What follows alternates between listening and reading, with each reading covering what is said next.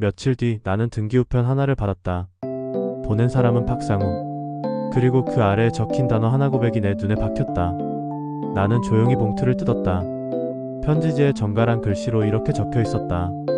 형님께. 형님과 만난 날 밤 나는 긴 잠을 자지 못했습니다. 당신의 눈을 보며 내가 저지른 죄의 깊이를 다시 실감했죠.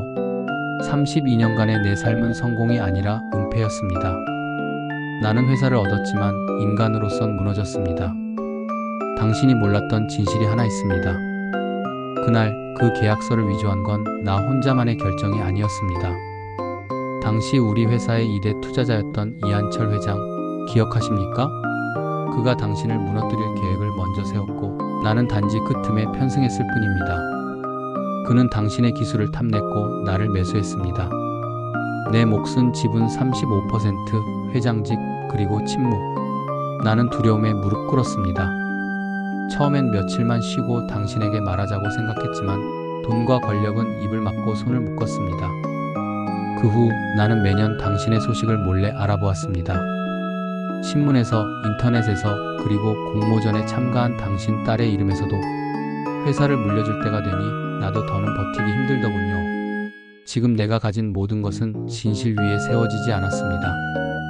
그래서 회사를 정리하고 이한철 회장과의 계약도 공개하겠습니다. 이건 속죄가 아닙니다. 이건 내 인생의 마지막 정리입니다. 회사 정산이 끝나는 다음 주 나는 언론에 모든 걸 밝히고 해외로 떠날 생각입니다.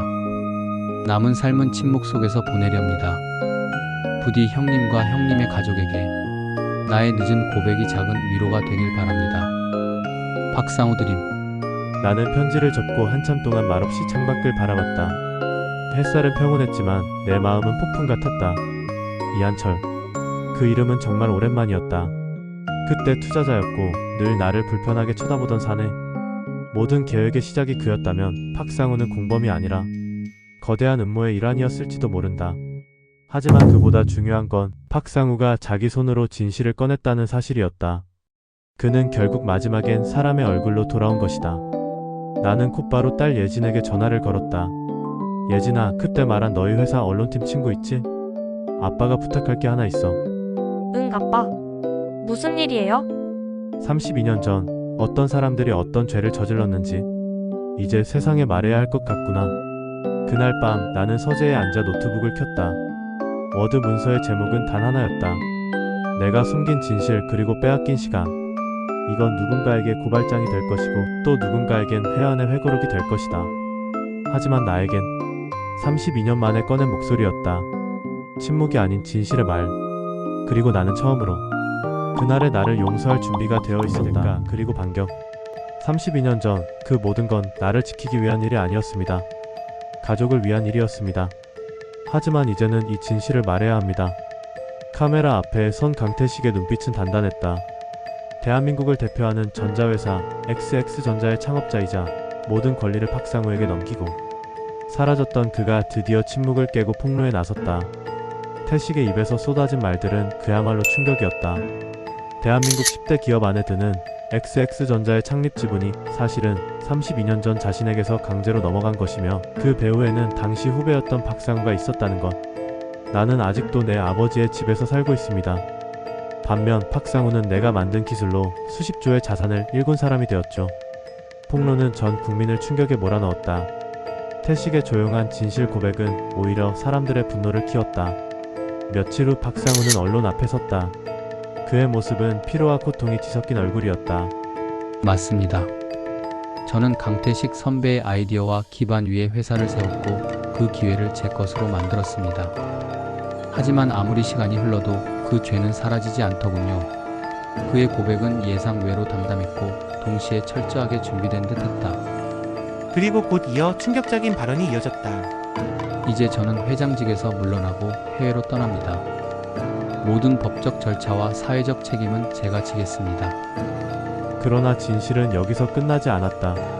박상우가 떠난 다음날 강태식은 한 통의 전화를 받았다. 강 사장, 나 이한철이야. 드디어 이 게임을 다시 하게 되었군. 태식은 수화기를 쥔 손에 힘이 들어갔다. 32년 전 그가 몰락하게 만든 진짜 설계자 박상우의 동기이자 당시 자금과 법률적 뒷배를 댔던 이한철 회장. 지금은 국내 최대 사모펀드의 수장이자 은밀한 권력의 상징 같은 존재였다. 내가 다시 나타나면 나도 나설 수밖에 없지. 그걸 몰랐나? 넌 아직도 똑같구나, 한철아. 돈이면 다 될 줄 아는 그 오만. 태식은 전화를 끊으며 중얼거렸다. 이제 진짜 적은 드러났다.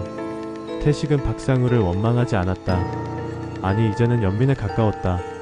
상우는 그저 조정당한 말이었을 뿐 게임판을 설계한 자는 따로 있었다. 그가 기자회견을 결심한 진짜 이유는 이한철이었다. 박상우가 물러난 이 시점에서 드디어 본질적인 진실에 다가갈 수 있었기 때문이다. 그리고 다음 단계는 32년 전 계약서 대리 서명과 공증된 그날의 자료를 확보하는 것. 태식은 서울 서초동의 오래된 공증 사무소를 향했다. 책장 깊숙이 묻혀있던 한 권의 낡은 서류철. 여기 있었군. 그 안엔 분명히 존재해서는 안 되는 이름이 있었다. 이한철 공동서명인. 이제 태식은 확신했다. 박상우는 무너졌지만 싸움은 이제부터 시작이었다. 그의 가족, 그의 청춘, 그리고 그의 삶을 앗아간 모든 것들이 하나씩 무너질 때까지. 위조된 계약, 그리고 검은 계좌.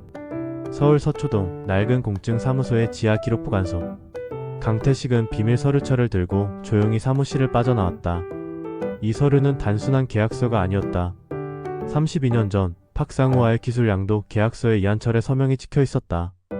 명확히 말해 이 계약은 둘 사이의 합의가 아니었다. 셋 중 하나는 그 모든 걸 통제하고 있었다. 그날 밤 태식은 서류와 함께 자신의 노트북 앞에 앉았다. 이미 그는 한 익명의 해커에게 의뢰해 XX전자 초기 자금의 흐름을 추적하고 있었다. 여기입니다. 1993년 4월 이한철이 대표로 있는 성우자산운용에서 500만 달러가 이동됐습니다. 수취인은 도화국제라는 페이퍼 컴퍼니입니다. 그 돈은 이후 박상우 개인 계좌로 일부 이동했고 나머지는 XX전자 초기 지분 인수 자금으로 유입되었다. 태식은 한숨을 내쉬었다. 역시 박상우는 도구였을 뿐 모든 돈줄은 이한철에게 있었다. 며칠 뒤 이한철 회장은 기자들 앞에 섰다. 예상과는 달리 그는 전면 부인을 하지 않았다. 강태식 씨가 주장하는 바는 일부 사실입니다.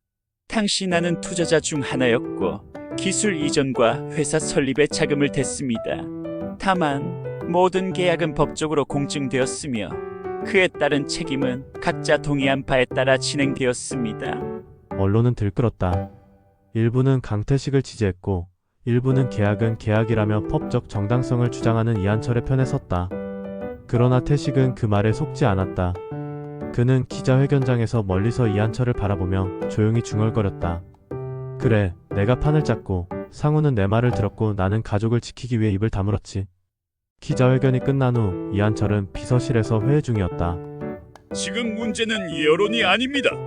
저 인간 강태식 쓸데없는 정의감 하나로 다 뒤엎으려 해요. 한 비서가 말했다. 그러나 이한철은 태연하게 웃으며 와인을 흔들었다. 그래서 내가 그를 좋아하는 거야.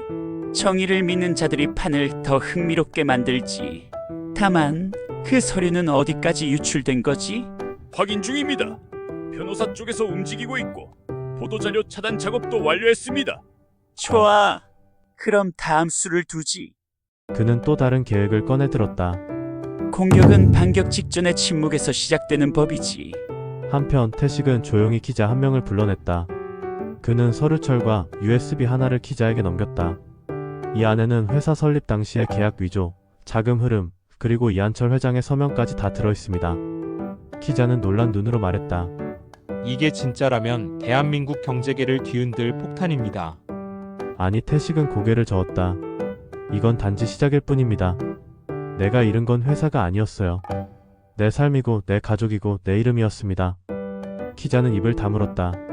그 순간 태식의 얼굴은 복수심이 아닌 오히려 해방감을 띠고 있었다. 이날 밤 태식은 딸의 방 앞에 섰다. 딸은 아직도 이 모든 진실을 모르고 있었다. 그리고 이제 알려줘야 할 시간이었다. 딸아, 내가 알게 될 이야기는 아빠가 감당해온 삶의 무게야. 그는 문을 천천히 열었다.